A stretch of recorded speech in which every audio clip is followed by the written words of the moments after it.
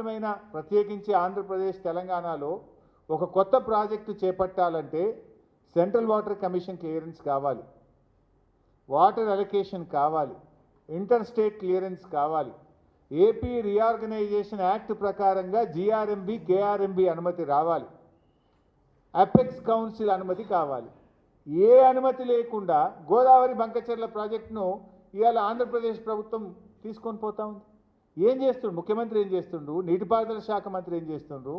కనీసం ఇవాళటి వరకు ఉత్తరం కూడా రాయలే వీళ్ళు. అరే ఇది అన్యాయము, మా అనుమతి లేదు, మా ప్రాజెక్టులు పెండింగ్లో ఉన్నాయి, మా ప్రాజెక్టులు క్లియర్ చేయకుండా మా సీతారామ అన్నే ఉన్నది, మా సమ్మక్క సాగర్ అన్నే ఉన్నది, మా వార్దా అక్కడనే ఉన్నది, మాది క్లియర్ చేయకుండా ఈ ప్రాజెక్టుకు ఆంధ్రప్రదేశ్ ప్రభుత్వం ముందుకు పోతా ఉంది, దీన్ని ఆపండి అని చెప్పి ఈ రోజుకు ఉత్తరం కూడా రాయలేదు మీరు.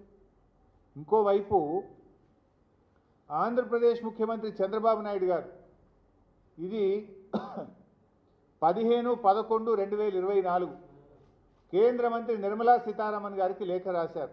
మేము ఇట్లా ప్రాజెక్టు కట్టుకుంటున్నాం, మేము 80,112 కోట్లతో ఈ ప్రాజెక్టు కడుతున్నాం, దీనికి డబ్బులు ఇవ్వండి, కేంద్ర ప్రభుత్వం బడ్జెట్లో నిధులు పెట్టండి అని ఆంధ్రప్రదేశ్ ముఖ్యమంత్రి గారు 15/11/2024 నవంబర్ 2024లో ప్రాజెక్టు రూపకల్పన అయిపోయింది, పైసల కోసం ఢిల్లీకి ఉత్తరాలు రాస్తుంది చంద్రబాబు నాయుడు గారు.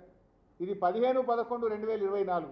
ఇంకో ఉత్తరం రాసిండు 31 డిసెంబర్ 2024 ఇది నిర్మలా సీతారామన్ గారికి రాశారు. ఏమని? గోదావరి టు కృష్ణా రివర్కు 13,511 కోట్లు, కృష్ణా రివర్ నుంచి బొల్లంపల్లి రిజర్వాయర్కు 28,560 కోట్లు, బొల్లంపల్లి రిజర్వాయర్ నుంచి బంకచెర్ల హెడ్ రెగ్యులేటర్కు 38,041 కోట్లు, మొత్తం కలిపి 80,112 కోట్ల రూపాయలు ఖర్చు అవుతుంది, మాకు financial assistance river linking project కింద ఇవ్వండి అని చంద్రబాబు నాయుడు గారు 2 ఉత్తరాలు నిర్మలా సీతారామన్ గారికి రాశారు. దీని మీద ఆర్థిక శాఖలో ఫైల్ కదులుతూ ఉంది.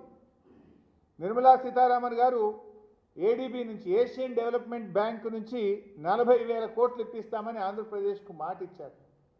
ఏషియన్ డెవలప్మెంట్ బ్యాంకు కూడా వీళ్ళు ప్రతిపాదనలు పంపించి ఆంధ్రప్రదేశ్ 40,000 కోట్లు తెచ్చుకొని గోదావరి బంకచెర్ల ప్రాజెక్టు ముందుకు తీసుకొని పోతా ఉంది. మరి ఇప్పటిదాకా ఈ రాష్ట్ర ప్రభుత్వం మరి నిద్రపోతుందా? సోయి లేదా? వాళ్ళేమో ప్రాజెక్టు రూపకల్పన అయిపోయింది, కేంద్ర ప్రభుత్వాన్ని డబ్బులు అడుగుతూ ఉన్నారు, ఏడీబీ దగ్గరికి వెళ్ళి డబ్బులు తెచ్చుకునే ప్రయత్నం చేస్తున్నారు. మీరు కనీసం మీకు బాధ్యత లేదా?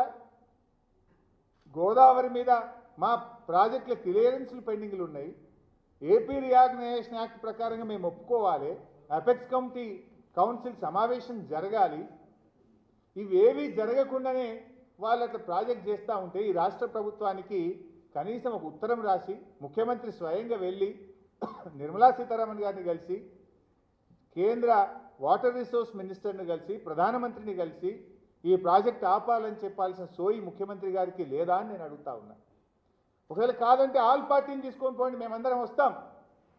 తెలంగాణ ఉద్యమం జరిగిందే నీళ్ళ కోసం, ఈ నీళ్ళల్లో మా వాటా తేల్చేదాకా, మా ప్రాజెక్టులకు అనుమతి వచ్చేదాకా మరి ఈ అక్రమ ప్రాజెక్టులకు ఏ రకంగా కేంద్ర ప్రభుత్వం సహకరిస్తుంది?